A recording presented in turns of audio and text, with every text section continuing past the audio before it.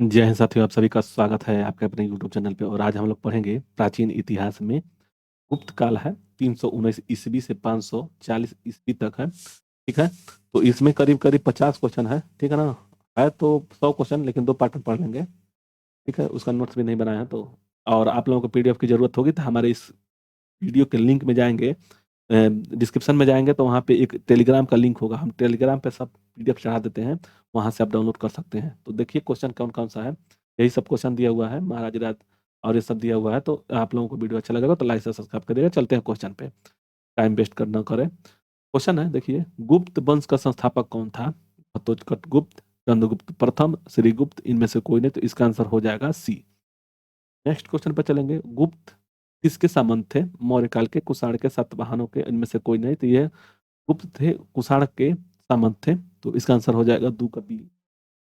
गुप्त के किस शासनकाल में सर्वप्रथम महाराज धीराज की उपाधि धारण की थी? श्रीगुप्त ने, चंद्रगुप्त प्रथम ने, और घटोत्कच ने, और समुद्रगुप्त ने। तो इसका आंसर हो जाएगा ए, बी हो जाएगा। ठीक है ना, बी। नेक्स्ट दिया है कि सूची 1 और सूची 2 को सम्मिलित कीजिए। प्रयाग इलाहाबाद प्रशस्ति किसने बनाया था? पिलसर। तो इसका आंसर हो जाएगा ए, समुद्रगुप्त। पिलसर स्तंभ लेख बनाए थे कुमारगुप्त। भीतरी स्तंभ लेख बनाए थे स्कंदगुप्त। और मंदसौर अभिलेख में बनाए थे बधुबर्मन। तो इसका आंसर ई होगा। ओके, चलिए। दिया हुआ है कि गुप्त शासन के दौरान निम्नलिखित में से ऐसा कौन व्यक्ति था जो एक महान खगोल विज्ञानी और गणितज्ञ था? भानुगुप्त, बाणभट्ट, आर्यभट्ट और बराहमिहिर। तो इसमें खगोल विज्ञानी और गणितज्ञ भी था। तो इसका आंसर सी होगा, आर्यभट्ट। नेक्स्ट, यह हुआ कि गुप्त शासकों को सरकारी दरबारी भाषा क्या थी? गुप्त शासकों की सरकारी भाषा क्या थी? पाली थी, प्राकृत थी, हिंदी थी, संस्कृत थी। तो इसका आंसर डी होगा। नेक्स्ट है, इतिहासकार बी.एस. स्मिथ ने किसकी विजयों को प्रभावित होकर उसे भारत का नेपोलियन कहकर पुकारा गया था? तो स्कंदगुप्त को, चंद्रगुप्त को, ब्रह्मगुप्त को और समुद्रगुप्त को। तो इसका आंसर हो जाएगा डी। आगे, गुप्त वंश का वह राजा कौन सा जिसने हुणों को शासन का आक्रमण करने से रोका था? पहला ऑप्शन है कि कुमारगुप्त, द्वितीय बी है कि समुद्रगुप्त, सी है स्कंदगुप्त और डी है चंद्रगुप्त। तो इसका आंसर हो जाएगा 8 का। 8 का हो जाएगा सी, स्कंदगुप्त। स्कंदगुप्त ने हुणों की भारत आक्रमण पर रोका था। नेक्स्ट है, किस राजवंश के लिए, गुप्त राजवंश के लिए सबसे प्रसिद्ध था? किसके लिए प्रसिद्ध था? कला स्थापत्य का, साम्राज्यवाद का, राज्य और भूमि का, और साहित्य कार्यों का संरक्षण। तो इसका आंसर ई होगा, 9 का ई। नेक्स्ट, अजंता कलाकृति सबसे संबंधित है, अजंता कलाकृति किससे संबंधित है? हड़प्पा काल से, मौर्य काल से, बुद्ध काल से, गुप्त काल से। तो इसका आंसर हो जाएगा डी। नेक्स्ट है 10 का डी। कुछ विद्वानों के अनुसार कालिदास किसके राजकवि थे? कुछ विद्वानों के अनुसार कालिदास किसके राजकवि थे? चंद्रगुप्त मौर्य के। तो इसमें तो होगा नहीं। समुद्रगुप्त, विक्रमादित्य और हर्ष। ये भी नहीं होगा। तो इसका आंसर हो जाएगा, जानते हैं, 11 का सी हो जाएगा। ठीक है, 11 का सी। नेक्स्ट, अजंता चित्रकारी विषय वस्तु निम्नलिखित से किससे संबंधित है? जैन धर्म से, बौद्ध धर्म से, वैष्णव मत से और शैव मत से। तो अजंता चित्रकारी जो थी यह थी बौद्ध धर्म से। नेक्स्ट, उत्तर गुप्त युग में जो विश्वविद्यालय प्रसिद्ध हुआ था, कांची, तक्षशिला, नालंदा, वल्लभी। तो इसका आंसर हो जाएगा। हिरण अभिलेख का संबंध किसके शासनकाल से संबंधित है? ब्रह्मगुप्त, चंद्रगुप्त प्रथम और चंद्रगुप्त द्वितीय और भानुगुप्त। तो इसका आंसर डी होगा, भानुगुप्त के शासक में संबंधित है हिरण। और देखिए, देव के फाइहान किसके शासनकाल में आया था? चंद्रगुप्त प्रथम, अशोक, हर्षवर्धन और चंद्रगुप्त द्वितीय। तो फाइहान जो आया था चंद्रगुप्त द्वितीय के काल में आया था। तो इसका आंसर डी होगा। एक और था चीनी यात्री आया था, वो था ह्वेनसान।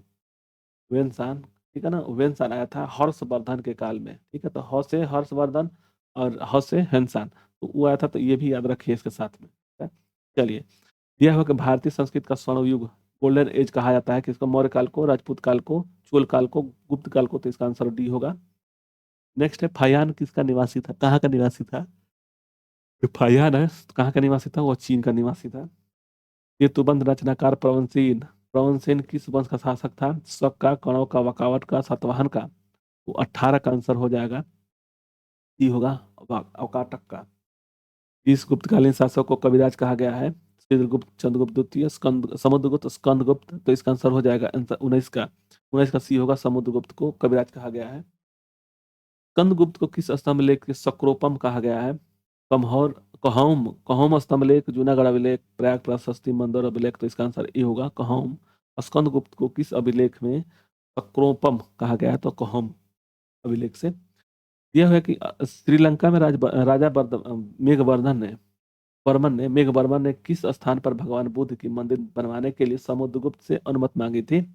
प्रयाग, बोध गया, कुशीनगर, अमरावती। तो इसका आंसर हो जाएगा बी। नेक्स्ट है, मंदिर निर्माण कला का जन्म सर्वप्रथम कब हुआ? मंदिर निर्माण कला का जन्म सर्वप्रथम कब हुआ था? मौर्य काल से, गुप्त काल में, कुषाण काल में, सैंदव शर्मा काल में। तो इसका आंसर हो जाएगा बी। चंद्रगुप्त ने विक्रमादित्य की उपाधि कब धारण की थी? शकों का उन्मूलन के बाद, गुप्त सिंहासन पर बैठने के बाद, चांदी के सिक्के जारी करने पर और उपरोक्त सभी। तो इसका आंसर हो जाएगा बी, गुप्त शासन में बैठने के बाद। गुप्त काल के सर्वाधिक लोकप्रिय देवता थे शिव, विष्णु, बुद्ध, सूर्य। तो इसका आंसर हो जाएगा बी, 24 का हो जाएगा बी। नेक्स्ट, चंद्रगुप्त द्वितीय ने अपनी किस विजय की खुशी में चांदी के सिक्के जारी किए? पालहिक प्रदेश के जीतने के बाद, हुड़ों को परास्त करने के बाद, शकों को पराजित करने के बाद, इनमें से कोई नहीं। तो 25 का आंसर हो जाएगा सी, शकों को पराजित करने के बाद।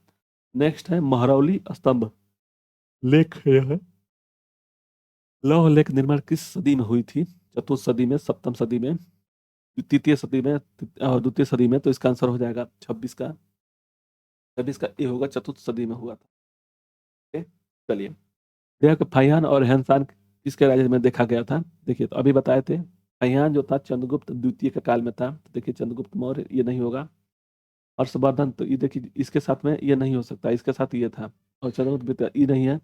अब दिया है कि चंद्रगुप्त ये और हर्षवर्धन। तो इसका आंसर डी हो जाएगा आंसर। इसको देखने के बाद ऐसे मैंने चंद्रगुप्त फाहियान के आया था और हर्षवर्धन के काल में आया था हैंसान। नेक्स्ट, धर्मंतरी थे, कौन थे? तो इसका ऑप्शन बी हो जाएगा, चंद्रगुप्त विक्रमादित्य के दरबार में नवरत्न में से एक जो कि प्रसिद्ध चिकित्सक थे। तो इसका आंसर बी होगा।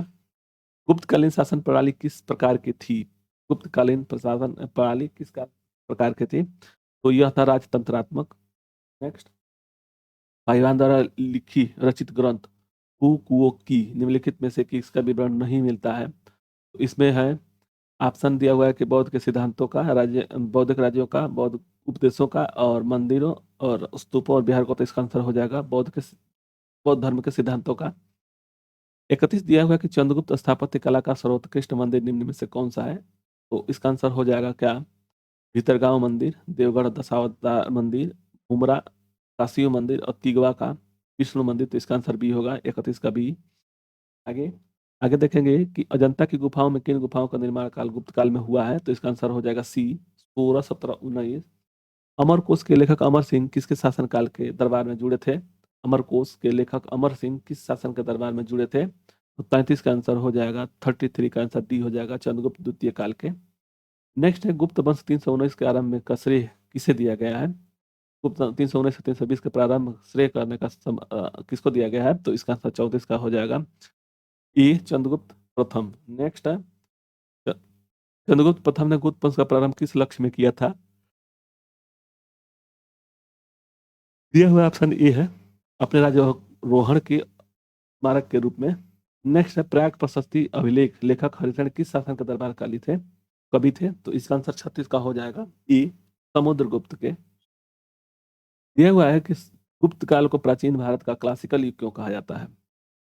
इसका आंसर हो जाएगा 37 का बी होगा, कला साहित्य के क्षेत्र में अपने चरमोत्कर्ष पर पहुंचने के कारण।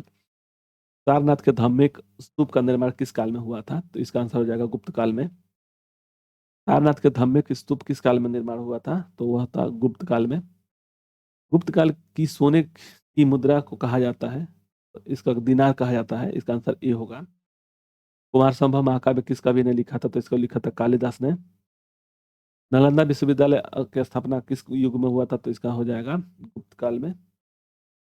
गुप्त युग में राजस्व भू राजस्व की दर कितनी थी? उपज का चौथा भाग, उपज का छठवां भाग, उपज का आठवां भाग, उपज का आधा भाग। तो 42 का आंसर हो जाएगा सी, उपज का आठवां भाग, 1/8। नगरों का क्रमिक पतन किस काल के महत्वपूर्ण विशेषता थी? गुप्त काल की और प्रत्याहार काल की, राष्ट्रकूट की, सातवाहन युग की। तो 43 का आंसर हो जाएगा ए। नेक्स्ट है, किस वंश के शासकों ने ब्रह्म मंदिरों और ब्राह्मणों को सबसे अधिक ग्राम ग्राम अनुदान में दिया? तो गुप्त काल में। दिल्ली के महरौली में कुब्बल उल इस्लाम मस्जिद के प्रांगण में स्थित लौह स्तंभ किसकी स्मृति में बनाया गया है? तो यह चंद्र के आगे कालिदास द्वारा रचित मालविकाग्निमित्र दिया है कि बाल विकामित्र नाटक नायक हैं, तो कौन थे? तो इसका आंसर हो जाएगा 46 आंसर हो जाएगा सी, अग्निमित्र। नेक्स्ट 47 है कि समुद्रगुप्त की सैनिक उपलब्धियों का वर्णन किसके अभिलेख में उपलब्ध है? ईरण में समुद्रगुप्त के, तो इसका हो जाएगा एरन। ओके, आगे निम्नलिखित में से किस काल में स्त्रियों और पुरुषों को बराबरी था? तो यह गुप्त काल का था। कौन सा राजसु जो राजवंश था हुड़ों के आक्रमण से अत्यंत विचलित हुआ था? तो गुप्त वंश था। नेक्स्ट है निम्नलिखित में से कौन सा नाटक कालिदास ने नहीं लिखा है? तो इसका हो जाएगा जानकी हरण। ये सब तीनों लिखे हैं, मालविका, अग्निमित्र और अभिज्ञान शकुंतलम और विक्रमोर्वशीयम, तो इस लिखे थे। इसका जानकी हो जाएगा जानकी हरण। नेक्स्ट है अजंता की गुफाओं में सीरीखी जैसा गुफाएं मध्य प्रदेश में कहाँ स्थित है? तो ये बाग में है। अजंता गुप्त वंश के शासन कितना था? तो इसका 319 से 500 ईस्वी तक था। बाल विवाह की प्रथा आरंभ हुई थी गुप्त काल में। नेक्स्ट है कि सोने के सर्वाधिक सिक्के किस काल में जारी किए गए थे? सोने के सिक्के किस काल में जारी किए थे? गुप्त काल में। और सबसे पहला हुआ था तो ये हिंद यवन के काल में हुआ था। यह हुआ कि यूरोपीय अनुवादित और भारतीय ग्रंथ था, तो इसका आंसर हो जाएगा अभिज्ञान शकुंतलम। 55 का आंसर हो जाएगा बी। नेक्स्ट है सत्यप्रथा का उल्लेख कहाँ से मिलता है? सत्यप्रथा का उल्लेख कहाँ से मिलता है? तो इसका आंसर हो जाएगा 56 का सी हो जाएगा एरन अभिलेख से। नेक्स्ट है गुप्त वंश में से निम्नलिखित में से क्रम बताइए। तो इसका आंसर सी होगा। सबसे पहले चंद्रगुप्त थे, उसके बाद से चंद्रगुप्त द्वितीय हुए, तो यानी कि 1, 2 और उसके बाद से 3, उसके बाद से 4 और उसके बाद से 5। इसका मतलब हुआ कि चंद्रगुप्त प्रथम पहले थे, चंद्रगुप्त द्वितीय थे दूसरे, और तीसरे थे कुमारगुप्त के बाद से समुद्रगुप्त के बाद से स्कंदगुप्त। ठीक, चलिए नेक्स्ट है गुप्तकालीन सिक्कों का सबसे बड़ा ढेर कहाँ से प्राप्त हुआ? तो बयाना भरतपुर, देवगढ़ झांसी, भुमरा मध्य प्रदेश, तिगवा, तो इसका आंसर हो जाएगा 58 का, ये होगा बयाना भरतपुर से। तो इतना ही 58 क्वेश्चन था। तो आप लोगों को वीडियो अच्छा लगे तो लाइक से सब्सक्राइब करिएगा, और साथ में आपको पीडीएफ जो मिलेगा वो हमारे इसी वीडियो के डिस्क्रिप्शन में जाएंगे तो वहाँ पे लिंक मिलेगा टेलीग्राम का, और टेलीग्राम पे हम इस वीडियो को इसको चढ़ा देंगे, वहाँ पे आप देख लीजिएगा। तो आप लोगों को वीडियो अच्छा लगे तो लाइक से सब्सक्राइब करिएगा। धन्यवाद।